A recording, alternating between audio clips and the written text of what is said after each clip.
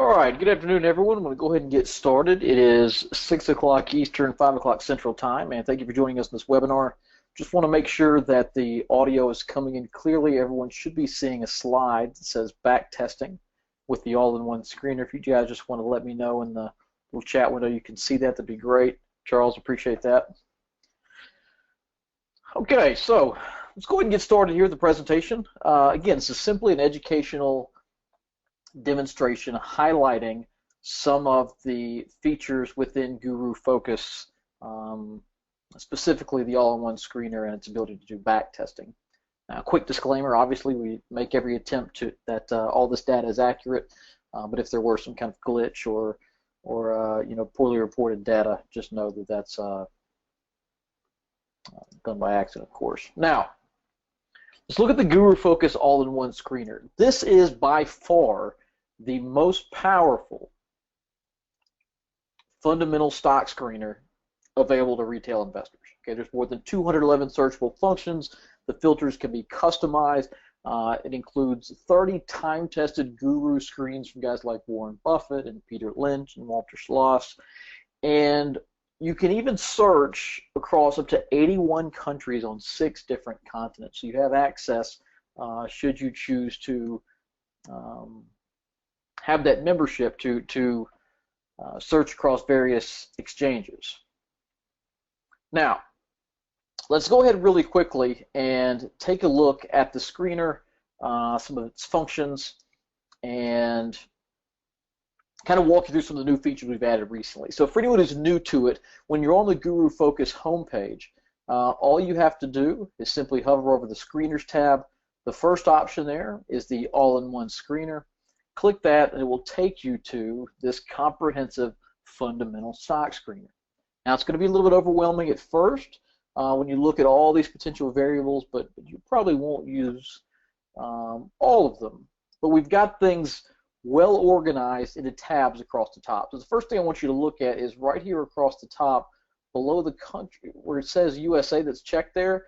Notice there are different areas as well. So if you have an international membership to GuruFocus, you can select different countries you want to include in your search parameters. Okay, now we're just going to stick to the US for this one, but know that that is a possibility.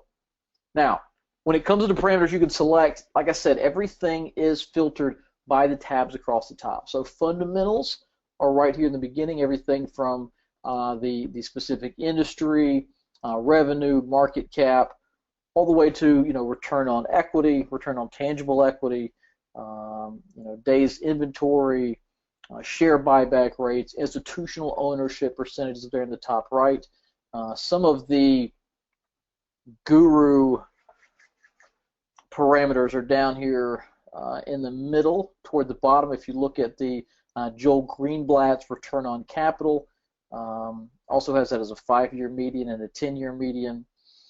So lots and lots of searchable parameters here. Now, as you go across the different tabs, you'll notice that you'll find new parameters based on that subset, right? So valuation ratios, right? If we're looking at PE or price to book, price to sales, price to discount cash flow, and you'll see 2 drop-down tabs for these. Okay, the left is a minimum, and the right is a maximum.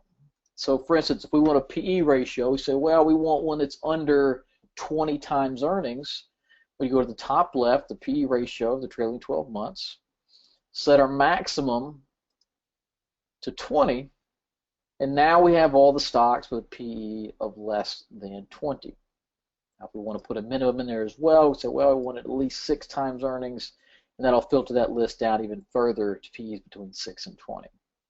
And you can continue to add all of these different parameters to further and further filter down your list.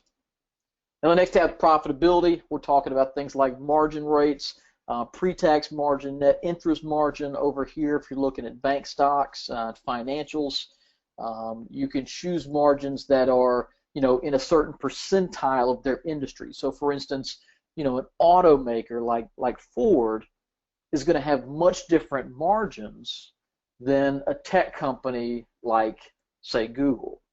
Okay, so if instead of searching for stocks that have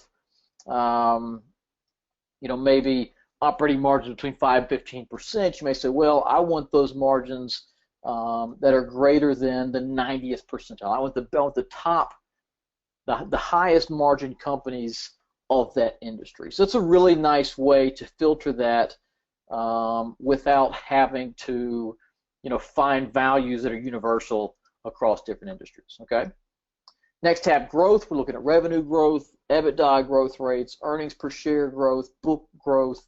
And again, all these have minimum and maximum values. You can look at 1 year, 3 year, 5 year, 10-year rates. We look at valuation rank. This is the same same idea we just looked at a minute ago with percentiles, right? So just like the idea with margins, if you think, I want to find stocks that are in the 90th percentile of their industry, just like a retailer, for example, you could do that as well. Now the price tab is for guys that are looking for a little bit of technicals here. Maybe you want a stock that is trading, within 10% of its 52-week low.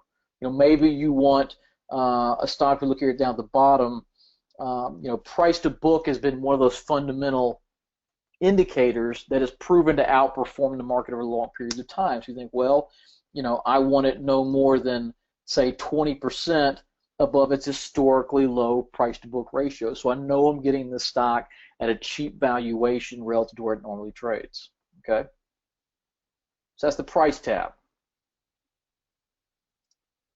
The dividends tab, obviously, for you dividend aristocrat investors. So it doesn't just look for, give me high yield. You can look at a number of variables here, including, what is your 5-year yield on cost? In other words, if you'd have bought this stock 5 years ago, what would today's dividend be paying you on what you paid for the stock? What is the forward dividend yield or next year's dividend yield?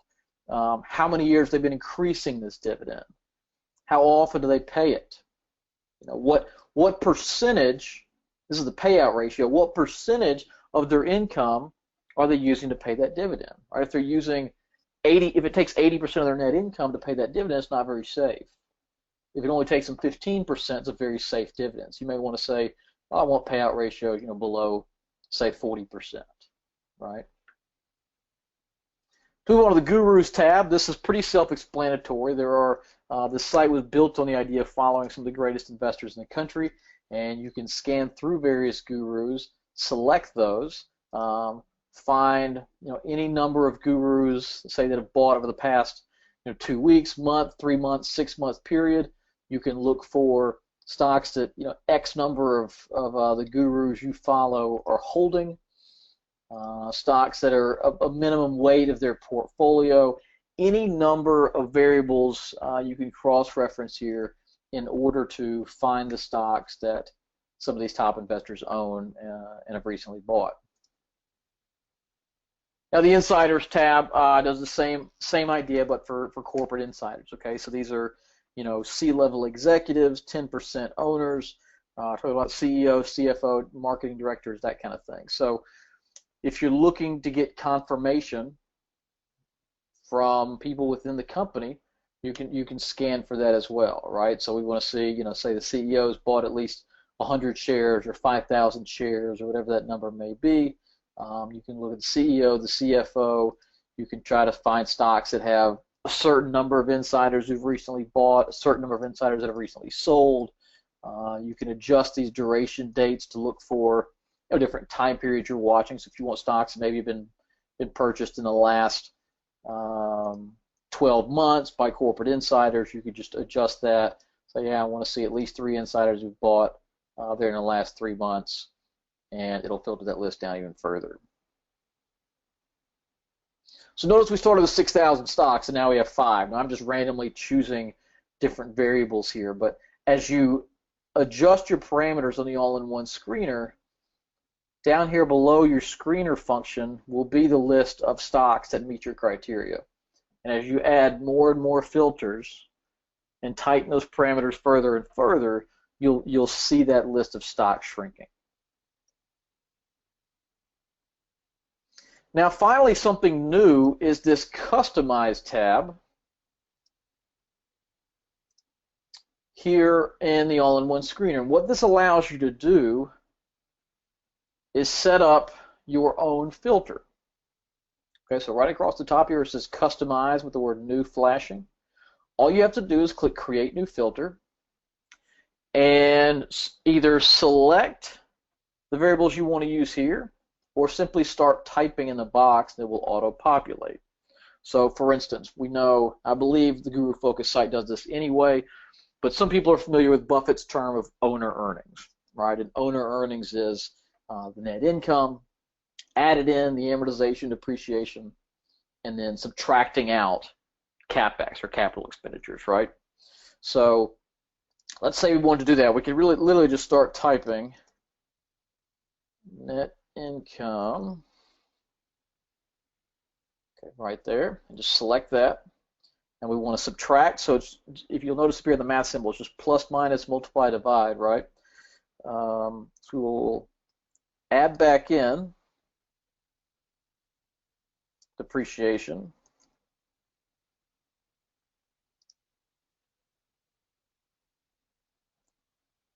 And then we will subtract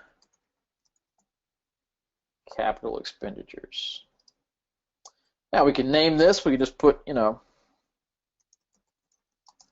Buffett owner earnings, and click save.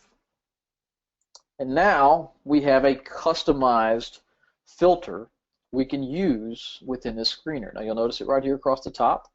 Min-max values to say we want, you know, minimum of, I don't know, a million, something like that.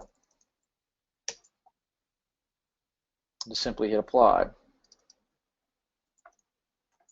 Or just hit enter. And it'll apply that filter to the stocks that remain in your screener. Okay? Is that making sense to everybody? Let me check if there's any questions. Don't see any questions so far. All right, we'll go ahead and continue. Now, another feature that has recently been added is this use historical data option just to the right of customized.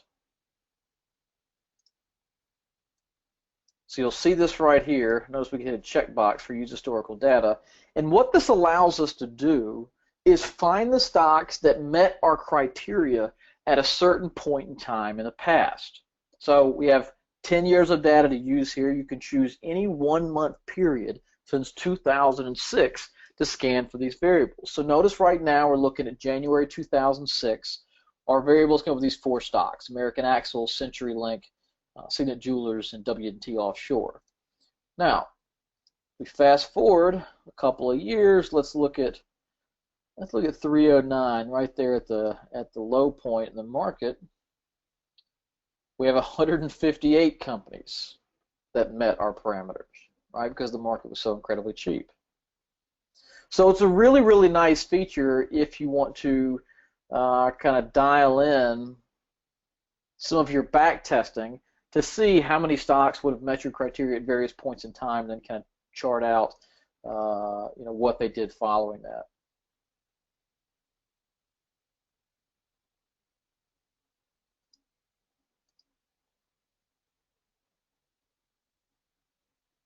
Now, we're going to turn off these historical data here. We get the current list of stocks that meet our criteria. But it's a really, really nice feature, especially if you're looking to, you know, see what would I bought or what could I bought, or, you know, how many stocks met these parameters at various points in time. Okay. Now, as we've kind of covered the bulk of how to use this screener, let's look at how to view the screener.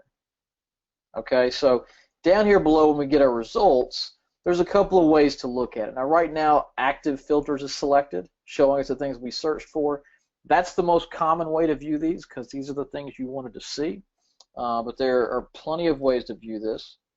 The fundamental tab will show you the big fundamental data, right? Price, dividend yield, float, return on equity, probability, screen here, profitability, excuse me.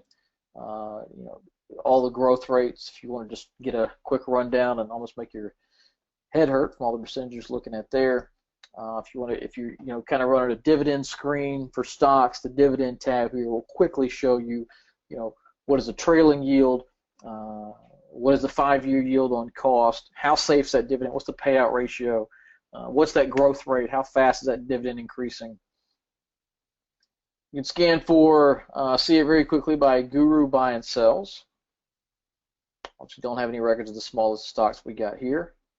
You can view these as Peter Lynch charts, which if you're not familiar, the Peter Lynch chart plots an earnings line in blue equal to a PE of 15. So it's 15 times its current earnings.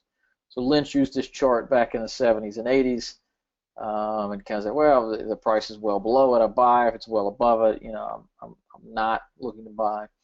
We scan for very low PE stocks, so many of these are going to hit our screen, but it's a nice way to look at these in more visual representation. Then you can obviously customize your view as well. So this is, you know, my customized view here. You can change this to show any parameters you choose. All you'll do is click on Customize View over here on the left side, just below or just above where the stocks start being listed, and you have lots and lots of options. So these are all the fundamental parameters you can choose it to show. And again, everything is organized by the same tabs as the screener is. So you're looking at, you know, the profitability tab, you're looking at margins and such. Growth tab, you're looking at revenue and earnings growth rates. The dividend tabs where you'll find, you know, your current yields and your payout ratios, et cetera, et cetera. So all you do is literally check the boxes you want displayed, or uncheck the ones you don't. Click Save View, and there's your customized view. So really, really simple, intuitive, and a nice way to organize your data in a way that makes sense to you. Okay, is this making sense to everybody?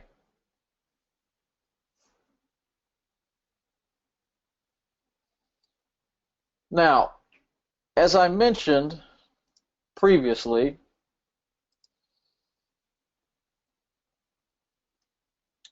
the world's best stock screener, thanks to Charlie Tiana and some of his new additions here, just got a little bit better because you can now backtest using the all-in-one screener with data going back up to 10 years. And you'll see results. It'll plot your portfolio based on your parameters and your scans with rebalancing in either 3-month, 6-month, or 12-month periods, and show you how your stocks would have performed, your theoretical portfolio would have performed versus the S&P, versus the Dow, versus the NASDAQ. Okay, so really, really interesting stuff. Let's go to it live, and we can take a look at how this works and how to use it in your own stock and equity research.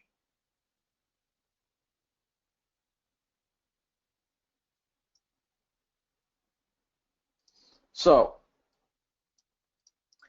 we've put together a list, a quick screen of stocks. We have 51 results here. At the bottom, we look at the different ways to view this. One of these tabs in bright orange is backtesting. Okay, and that's what we're going to want to click on.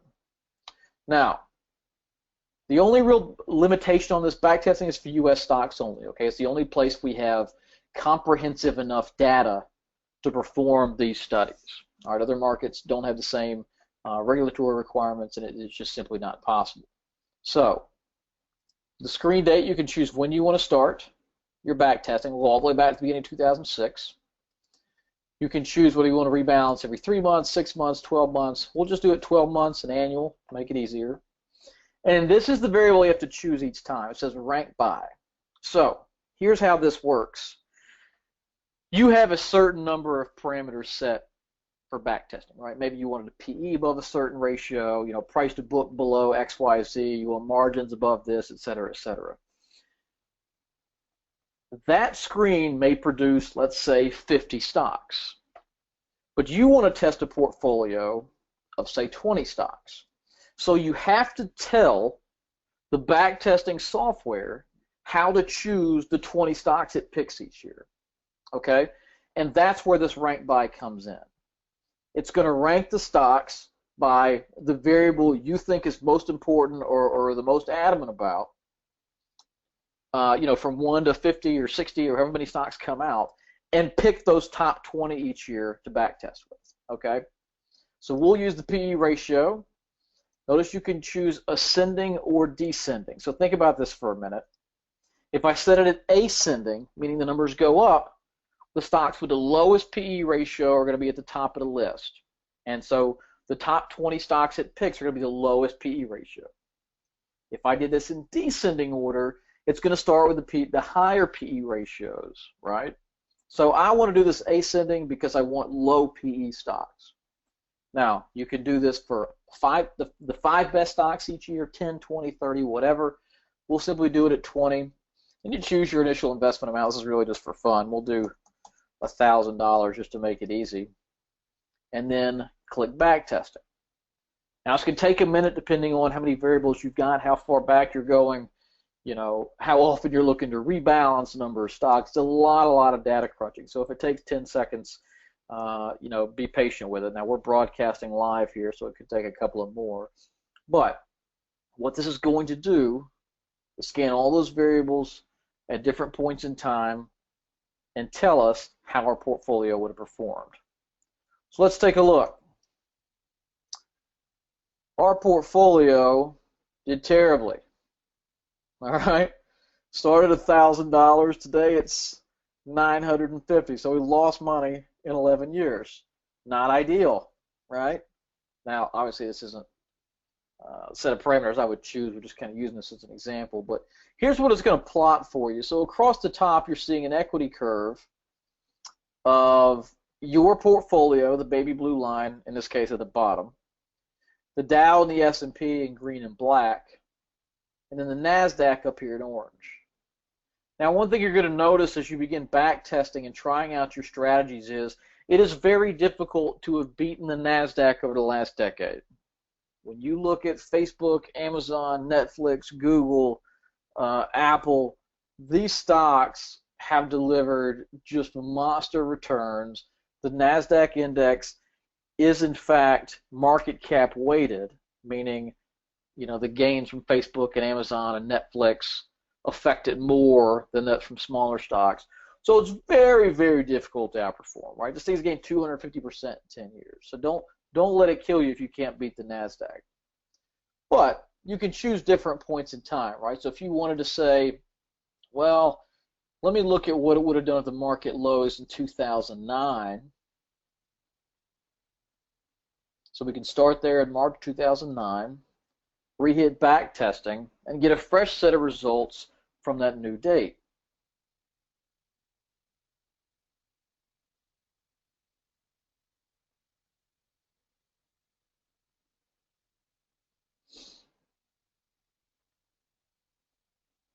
In this case, the dots are very helpful to let you know if it's still scanning. So, not sure how we did this. Looks like we had a monster pop here, but for the most part, portfolio did fairly well.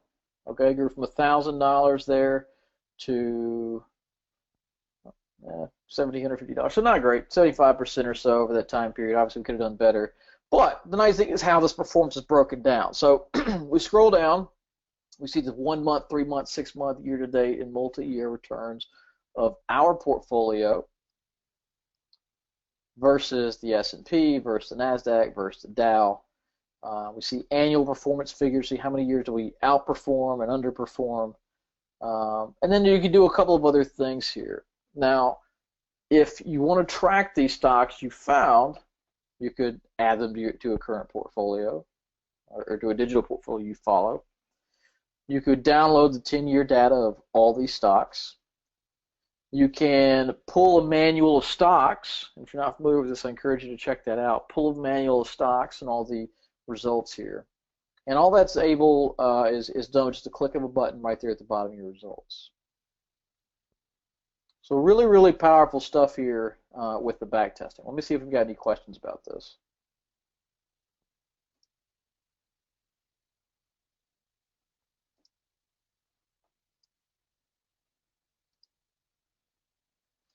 So when it comes to the back testing, yes, I believe Premium Plus subscribers go back to 2006. Lower level subscribers, I think, can only go back a few years. So you'll have to just check your membership. If you want to test it out, I know you can try the Premium Plus membership for like 14 days, risk-free, no cost to you, and kind of run some of your formulas and see what the results look like and decide if you want to maintain that subscription to GuruFocus at that higher level. Now, one other thing I want to talk about with the all-in-one screener is Charlie has done a great job of taking some of the guesswork out for you. Right? If you're new to fundamentals, even if you've been doing this for a while, it can still be a bit overwhelming looking at 211 potential variables and trying to decide what you want to look for. So he's helped us out here with what we call GuruFocus screens. Now these are screens based on proven formulas of outperformance in the stock market over decades of time. We have the Benjamin Graham lost formula. Ben Graham, obviously the godfather of value investing, Buffett's mentor, very simple formula there. You can look at CEO buys after the price drops greater than 20%, right? So we have data proving that CEOs time the market better than the average investor. They tend to buy when stocks are cheap, they tend to sell when stocks are expensive, and following their actions can prove profitable. So we have screeners built in to exploit that phenomenon. Dividend Aristocrat, the Dividend Growth Portfolio. Let's look at a couple others here.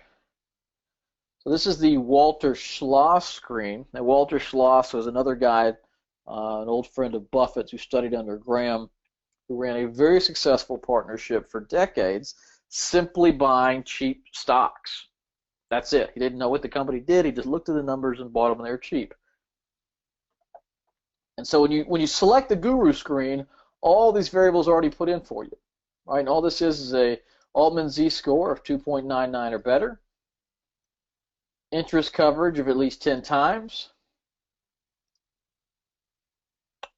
price to book of less than 1, price to tangible book less than 1, excuse me. Notice we have the max set at 1. And no more than 25% above the 3-year low of that stock. And that's it. That's all that's the only parameters are used. And we can even back test this formula.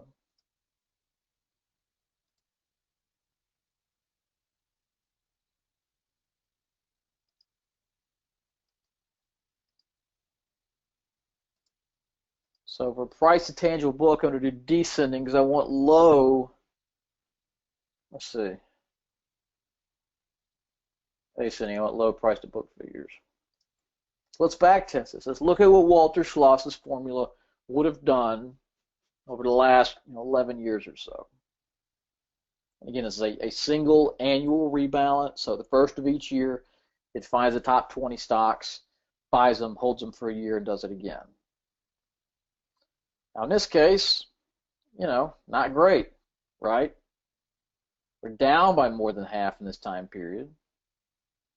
Let's look at where things fell apart.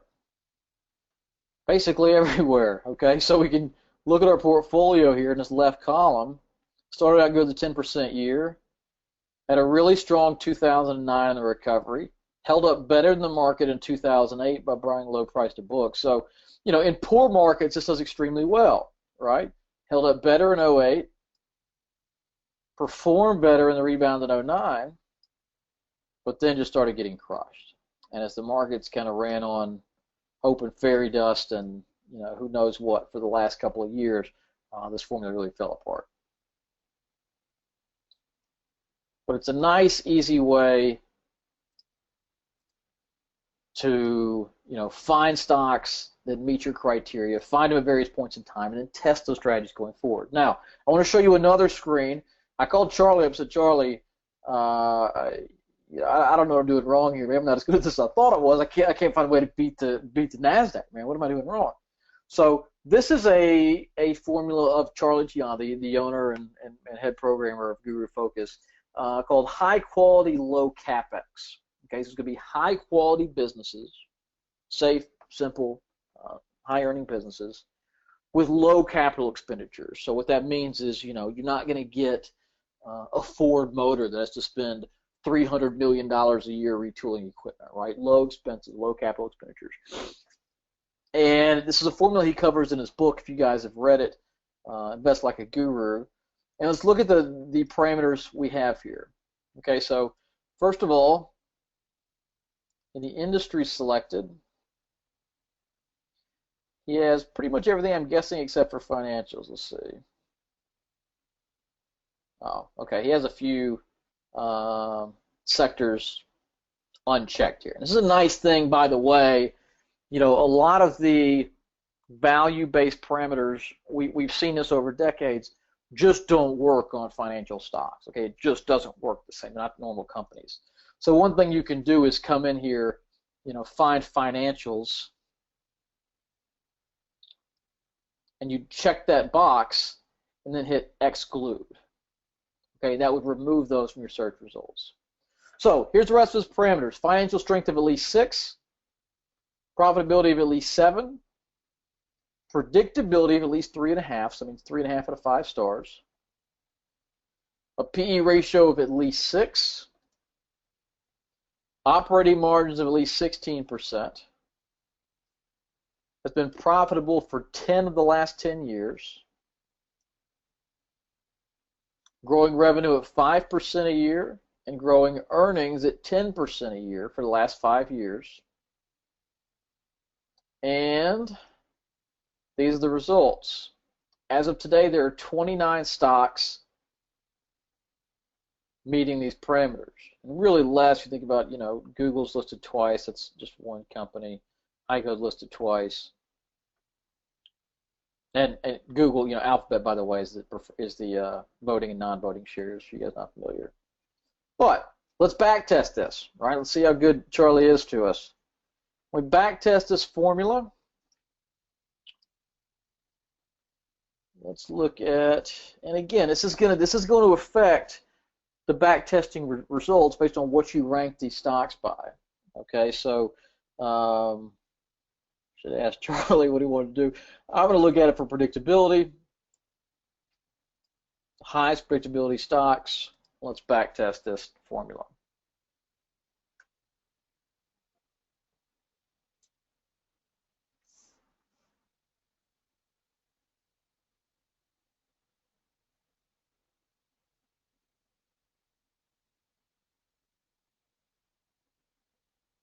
Now, these are pretty strong returns. So it grew from 1,000 to 2,200, so about 120% growth here. As we scroll through year by year, we see something very similar to what we saw from the Schloss screen, except the rest of the results are better, right? So here in 2008, notice our portfolio only lost a little over half what the general market did. And then in the recovery, it also did better. So really strong to see that. You want to see it hold up well in down markets and perform well in up markets. Other than 08, only one negative year. Overall, 123% gain. So really, really strong figures. I mean, it really only lagged, 2016 lagged a couple of percent. 2006 lagged versus the S&P. But other than that, I mean, the overall performance is actually stronger. It did outperform the S&P over the last 11 years. So take these. So our total return, let's look at this, 123%. I want to see what the difference is. So let's say if instead we scan these by PE ratio. So we're going to select, instead, we're going to select our 20 stocks based on the lowest PE ratios out of that group. And let's see how the backtest results change. So it still did very well, a little better actually. Total return of 141%, while we had 123 the last time. So Just want to show you the importance of that ranking, because again, your set of parameters are going to return 30 stocks one year, 100 stocks one year. You've got to choose or find a way to choose the 20 you want to use, or the 10 you want to use. And this ranking is what allows you to do that.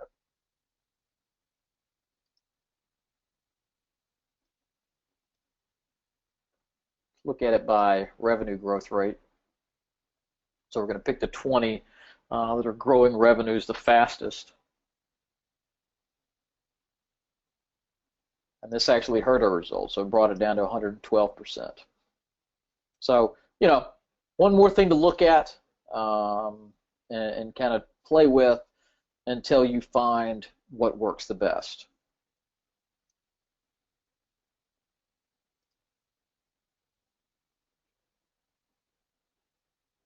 So I got a question, where is this data coming from? The data is a direct Bloomberg feed powering the GuruFocus servers. The data is not manipulated in any way. It comes direct from a Bloomberg server to the GuruFocus servers, and you are searching using that raw data.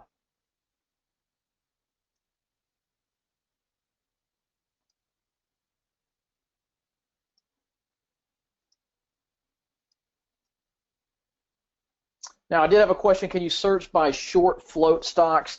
Yes, you can. This question comes from Winston, and what Winston's asking is, I don't want to put words in his mouth, but I believe he's looking for short squeezes. So what a short squeeze is when a lot of people are holding a stock short, right? They're betting against it. So they borrowed it from someone, they sold it, and they're hoping to buy it back lower.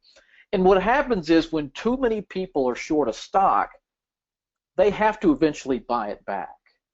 And when it can't go any lower or news turns positive or the stock flips back, what happens is all these short sellers who thought the stock was going to zero now are panicking and have to buy the stock back, and that generally pushes the stock up. So if you want to scan for that, what that's called is the short percentage of float. What percentage of the float or the total shares out there in the market are being held short? Now, Winston, to scan for this, in the screener, you go over to the price tab right here, and right across the top is short percentage of float. So you can look for pretty much anything in here. So if you want to find them, say that are at least 10%, of the shares are held short, and here will be that list from here: VMware, IGP Photonics, Anika, and Abacus. So yes, good question.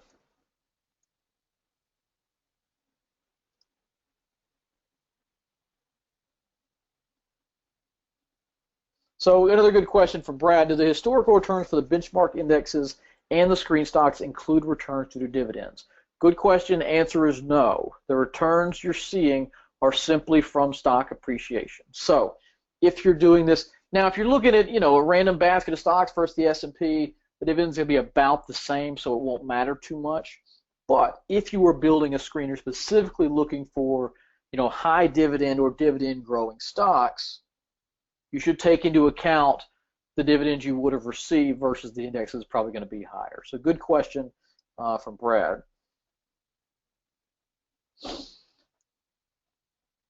Johanna asks, can you screen ADR only stocks with this? So what Johanna's asking, can you look for stocks that trade as American depository receipts, which are foreign stocks on the U.S. exchange? You can do that. On the fundamental tab here, there's a few things you can choose. One is, from your home exchange. You want to select that. You can look for just spin-offs. You can exclude trusts or master limited partnerships from your results. And those can be, they can be a little wishy-washy. You can also choose stocks that, only choose stocks that are in the S&P 500 or not in the S&P 500. You can include or exclude over-the-counter stocks. I don't believe you can search just for ADRs, though, Johanna. I don't believe we can. A good question. I'll ask Charlie about that.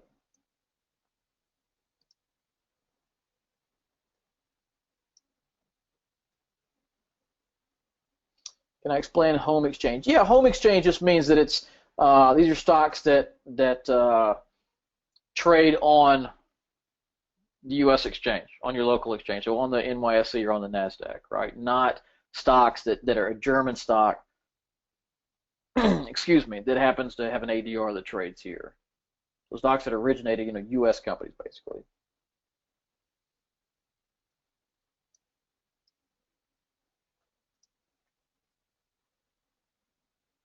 All right, now one more thing I want to show you here is right here at the top in the Fundamental tab, you'll see a little bar that says Stocks and a checkbox that says Exclude. What we've got here are 4 results, okay, based on our parameters. Now what we can do is choose stocks that we want to leave out of our results, okay? So let's say, we going back 20 years, say, well, we don't want to include Amazon or Tesla or a couple of these outliers just blew it away. All you need to do is type in the tickers, comma, space, whatever ones you want to choose here, and click exclude, and then go and it'll remove them from your search results.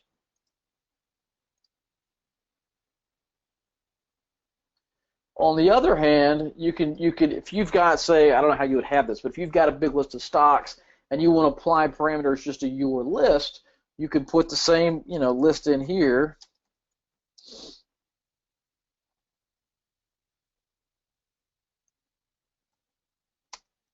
And filter just based on these. You click go.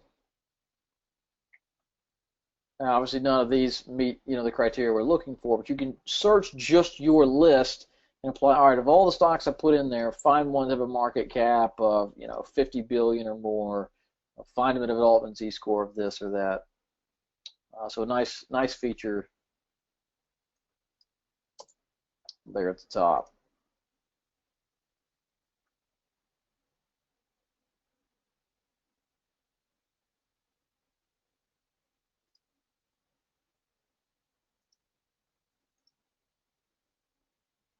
Now, one more place you can compare is down here in the results. So as we scroll down below our search parameters, we find our results down here. See up here where it says compare the results with these stocks? You may, for example, decide, well, how does this hold up to 3M or Johnson & Johnson? Maybe you ran a dividend screen. Okay, so let's do that. Let's run a screen. Let's look for Dividend Aristocrats. Whoops, that's 2015.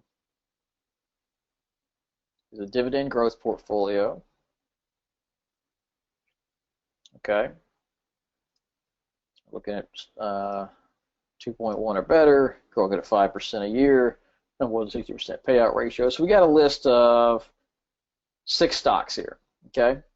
Now we want to compare this to some of our favorite dividend payers. Maybe that's J&J, maybe that's AT&T, maybe that's Procter & Gamble.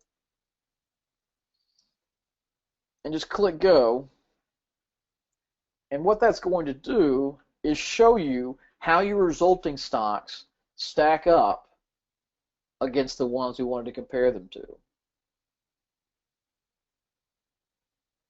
Now, so click the dividend tab, get a better view. So of the stocks we found here, about averaging in the 2 to 3% dividend range, a little lower than some of these. Yield on costs are actually a little bit better than our big aristocrats. The payout ratios are as low, if not lower, than some of the others. The growth rates are higher. So, you may look at this list and say, well, these are actually better dividend stocks than J&J and P&G and AT&T based on current prices. So it's a nice, quick way to compare your results based on what you're finding from stocks that you like or others you want to compare with.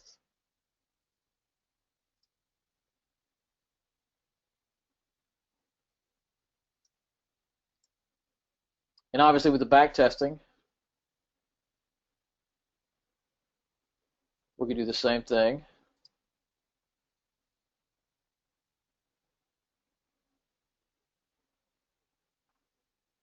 Look at our dividend growth rate, highest rate. Go back to 2006, and we'll see what this dividend grower portfolio would have done over the last 10 to 11 years. Now, that's actually the best one I've ever seen. So this did extremely, extremely well. Outperformed the S&P, the Dow, and the NASDAQ. Went from 1,000 to 4181. Total growth of 320%. The only down year was 08, even that was minimal. Several 20 and 30% years. So really, really strong performance from this screener. Okay. Now, how long would it have taken you to dial in all these parameters on your own to find something that works? Probably a little while. That's why we have these GuruFocus screens built in for you. Just some of the ones we found through the years and through our research, and standing on the shoulders of giants, so to speak, that have performed very well. So this one is the dividend growth portfolio. And again, scanning dividend rates. Want to see minimum revenue and earnings per share growth. Want to see 10 years, consistent profitability, decent margins, and financially strong stocks.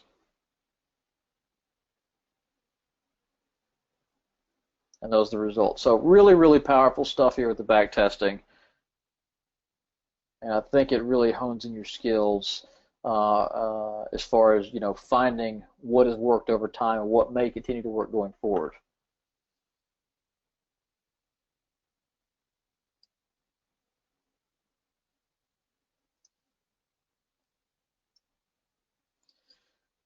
Now, as I mentioned, you can do a couple of things here with a single-click button. So if you want to download 10-year financial data of all these stocks, you can do so.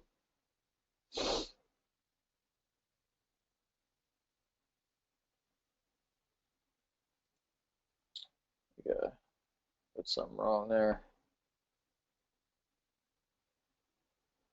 Let's go back to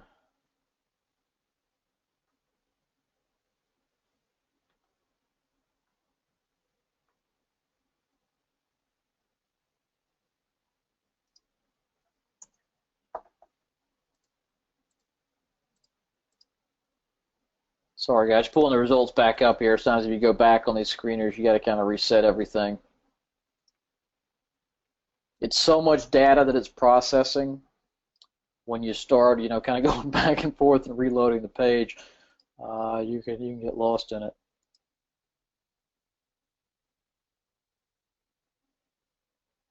Okay, so there's our current stock list once again. And here's the manual of stocks. So it's something we'll cover in a future webinar. But Buffett's been quoted many times where they ask, what would you do if you were looking for, stocks to invest in today? And he always said, I'd start with the A's. And what he always had to do is literally go through manual books that show the PE ratio and the chart and the fundamentals and the income statements, and one by one go through every one of these companies to find good deals. That was a huge pain. Today we have it much easier thanks to tools like this all-in-one screener. What the manual stocks does kind of let you go back in time a little bit if you're more of an old school researcher and investor. You want to print this out or keep it on your iPad or laptop and kind of go through it one at a time and try to find some hidden gems there. You can do that. Now, you'll notice the little pop-up box that comes in here. It's a very big file, so what happens is when you click that manual stocks, our servers will generate that file and email you a link to download it automatically. So just click that, forget about it. Next time you go in your email, just click that link and you can pull that up.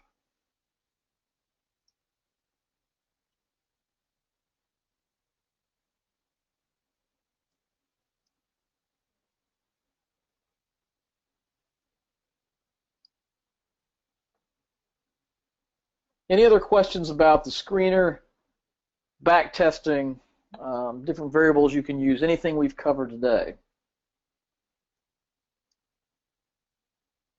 One more thing I'll show you really quickly. When you start dialing this stuff in, you may find a screen you really like that is your personal variables that works extremely well. When you do that, I would encourage you to save it. So to save a screen is extremely easy. All you do is, whoops,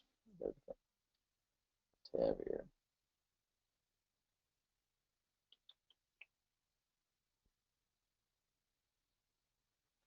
There it is, sorry, I lost for a second here. So below the inputs, it says save current screen. You can name it, whatever you want. So we'll name it test screen, for example. Any notes on it, it's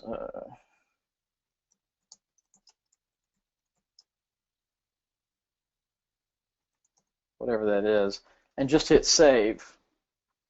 And notice that flashing up here at the top. Now it is in your user-defined test screens. Or user-defined screens, excuse me. So you can go there and find it and pull it up at any time. I read an article about a month ago from Tweedy Brown, the old school investment house. They talked about a scam they're running to find stocks today, and this was it. It was, excluding financials. Right, so here's how you do that. Here's what that looks like. You just click, banks and asset management and hit exclude. At least 20 billion, excuse me, at least 200 million in market cap.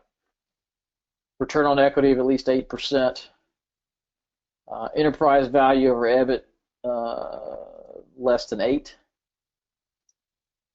And positive free cash flow. So I just set the margins, to at least 0. And give you about 166 stocks.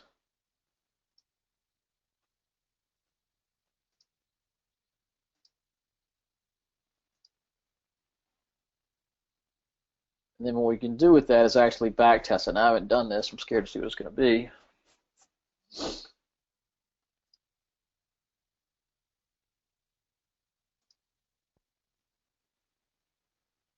Search by return on equity. See what the results look like of this Tweedy Brown scan. And there's more things they look at. It's very fundamental. It's just an article I saw. It's actually linked off the GuruFocus homepage that talked about this. And so I was playing with it and decided to save it.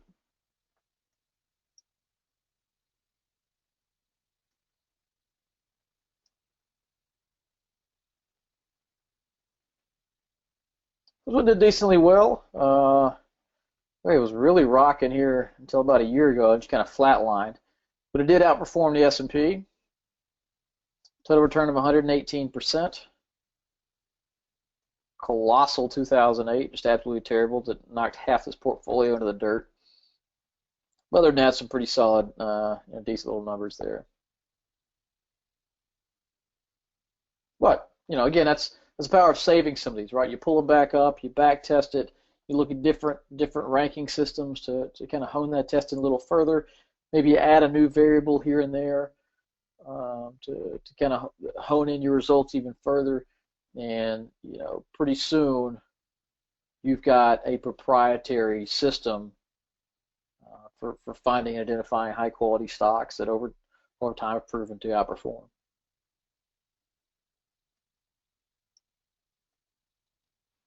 Any other questions before we finish up this evening? I'm hoping you guys got a lot out of this. We're going to do another one this coming Wednesday, and the goal of these is simply to educate you on the tools you have available to you as GuruFocus members. Right? It's an extremely powerful website. It is by and far the greatest tool for fundamental investors out there anywhere, and we want to make sure that you guys understand how to use all these resources and put them to work in your personal investing. How many years can you back in the back test? The back test goes back to 2006 for Premium Plus members. Is there an area to see member screens? Good question. I don't know. Not that I'm aware of. but it might be a good topic to, good contest to have.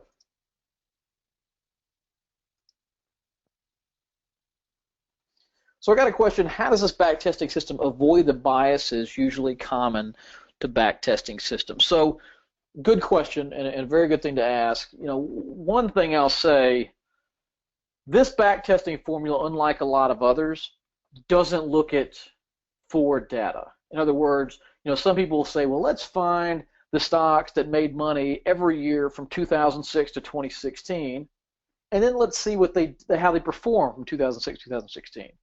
That's not backtesting, because you're using data you didn't have in 06 when you would have bought these stocks. Where this backtesting system excels is it only looks at data that was available at the time each of these stocks were bought, right? So our parameters, if we backtest to 2006, the stocks it buys in 07 were based on 07 numbers, the stocks it buys in 08 were based on 08 numbers, et cetera, et cetera, et cetera, et cetera. The big complaint about backtesting, some people say when they, or I won't say complaint, but the bias out there is that certain stocks have been, you know, delisted or disappeared from the index, and you know that's going to skew the results a little bit. But really, most of those are found to be negligible, especially when you're going against an index. Something like that is going to have the same same potential bias against it.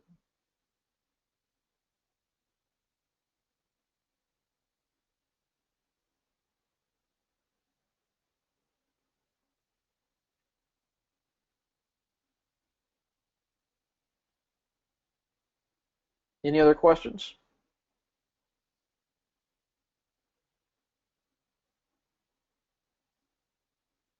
All right, I'd like to thank everyone for joining us. If you're watching this recording, I hope you found it informative. And if you have any other questions, please feel free to email us. You'll find a quick contact link anywhere on the GuruFocus homepage at the bottom where it says Contact Us. If you want to report a bug, have a question, please feel free to reach out to us at any time. Any way we can make your experience with GuruFocus a better one and a more profitable one. We appreciate you being here with us, and we will see you next week.